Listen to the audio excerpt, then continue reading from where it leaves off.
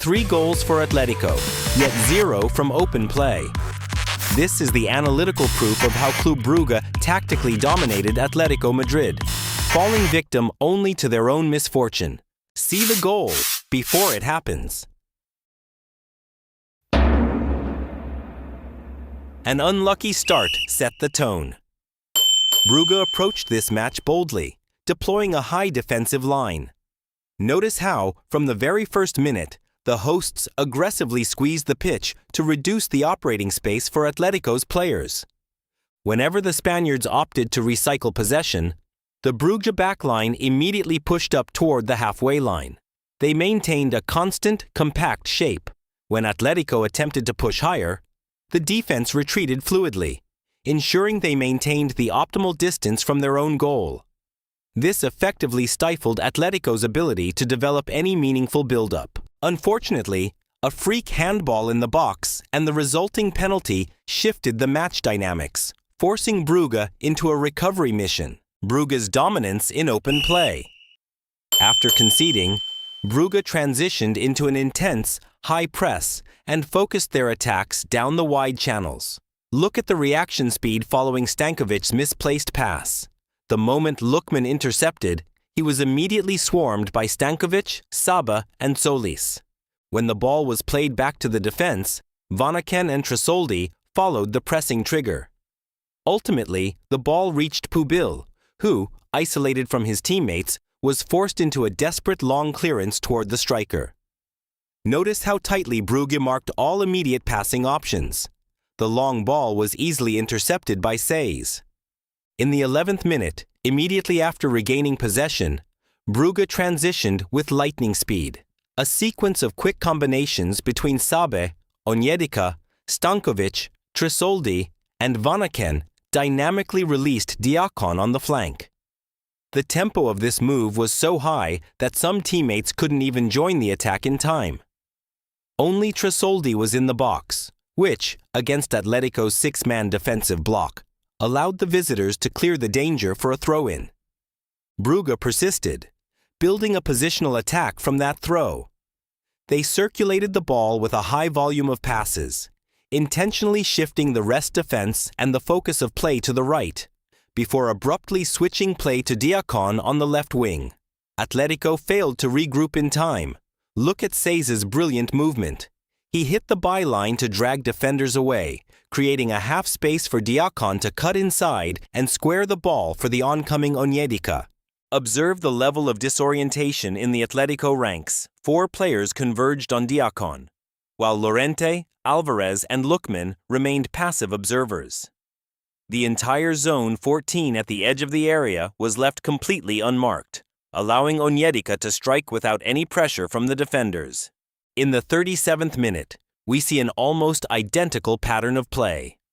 Atletico failed to learn from their previous errors, allowing Brugge to build freely. The move began with a diagonal switch to Diakon against Atletico's deep low block. Brugge again used high-frequency passing, lulling the opponent with lateral circulation. The ball moved from the left wing to the right, before a quick return to the left found Diakon, who cut inside and laid it off at the edge of the box. Once again, just like in the 11th minute, no one from Atletico controlled this key area, which Onyedika exploited to fire an even more dangerous shot. For long stretches, Brugge pinned Atletico in their own half. In stoppage time, with 4 quick vertical passes, the hosts completely bypassed Atletico's first line of defense. Note the massive gaps between the visitors' units. Stankovic was left unmarked, and on the flank, Saba had ample time to strike from a tight angle. A lapse in concentration. The locker room goal. Unfortunately, in first-half stoppage time, Brugge suffered a brief lapse in concentration during a corner. Atletico showcased an interesting set-piece routine. Look at the positioning. 3 visitors stood in the goalkeeper's immediate vicinity.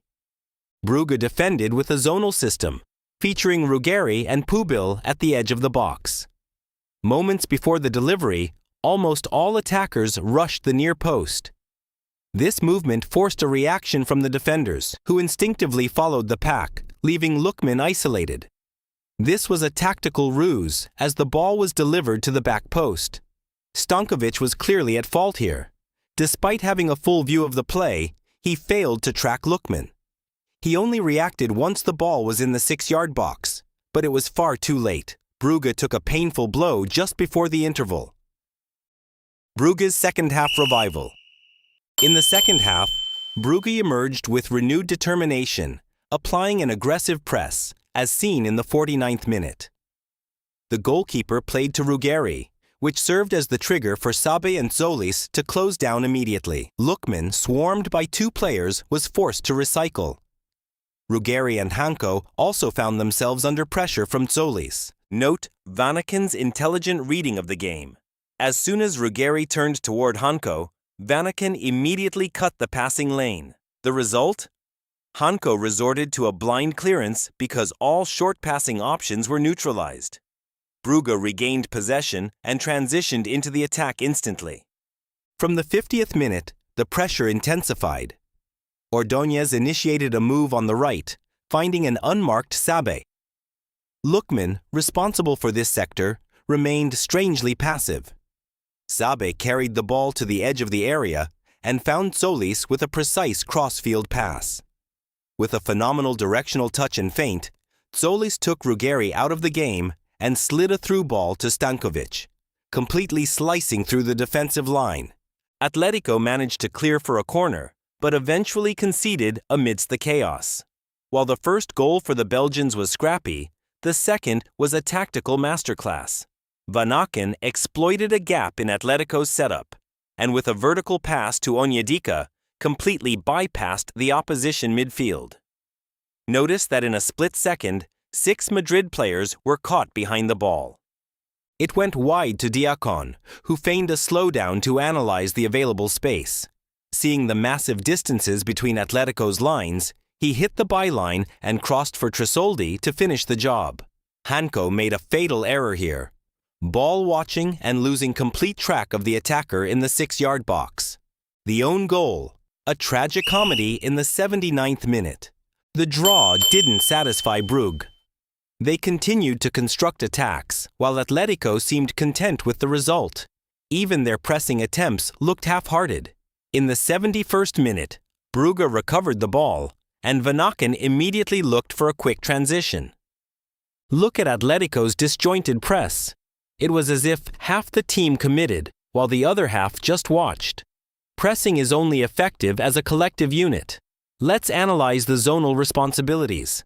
Alvarez couldn't decide whether to mark Ordóñez or Vanaken. Llorente completely missed Stankovic's movement, as he cleverly offered an outlet by dropping off the press. Koch, meanwhile, made the mistake of following Stankovic instead of closing down Vanaken, who was the key man on the ball. There was a fundamental breakdown in communication between Llorente and Koch. Llorente should have picked up Stankovic, allowing Koch to jump to Vanaken. Then Alvarez would only have Ordóñez to manage. Due to this decision-making chaos, Koch looked lost. He eventually approached Vanaken without conviction, allowing the latter to pick the optimal pass. Then came the second error. Baena signaled to Ruggeri that he was taking Solis, so Ruggeri tracked back for Sabe. The problem was that Baena marked Solis from the touchline rather than goal side, leaving huge space inside. Vanaken exploited this instantly with a through ball to Solis, again eliminating 6 Atletico players with 1 pass. Solis had 2 options and chose Diacon on the left, who again cut inside. Freeze the frame. Total chaos in the Atletico defense. In a 5-on-8 situation, 6 defenders focused solely on Diacon, leaving 2 Brugge players unmarked in the box. One of them, Stankovic, received the ball and fired untracked. Just as a goal seemed inevitable, fate intervened in the 79th minute with an own goal. Ordóñez, attempting to clear for a corner, inadvertently turned it into his own net. Atletico received another gift, following the earlier penalty. The reward for consistency. Brugge didn't crumble after the own goal. The substitutions brought fresh energy and belief. Just a minute after conceding, another lightning-fast attack began. Note the activity of Vanaken, Vermont, and Stankovic, while Tzolis was under pressure from Ruggeri on the touchline. A few one-touch passes triggered complete chaos in Atletico's ranks.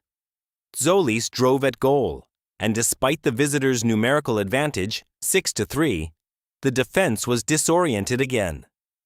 3 players unsuccessfully challenged Tzolis, who bypassed them with a single feint and found Vermont in the space behind the line. Only luck saved Atletico there. Minutes later, an almost identical move occurred on the right. Alex Baena suffered from decision paralysis, unsure whether to press Vanaken, mark Tzolis, or follow CK down the wing.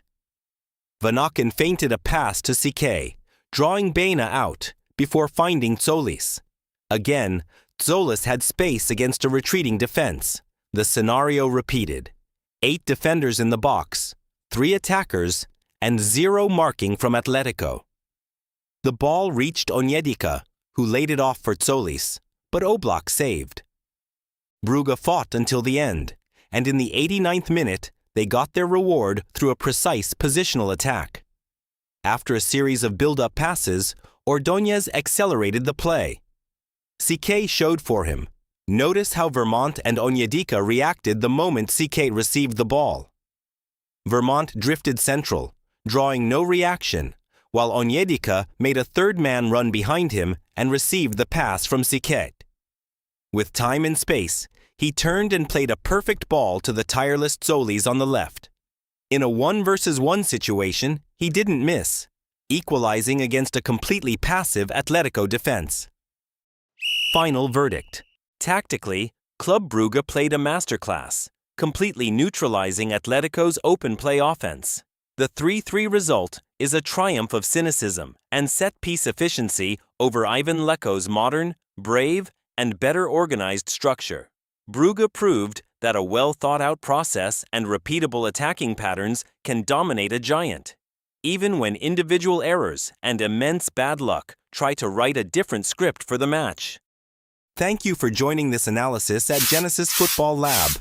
Subscribe to see the goals before they happen. See you next time.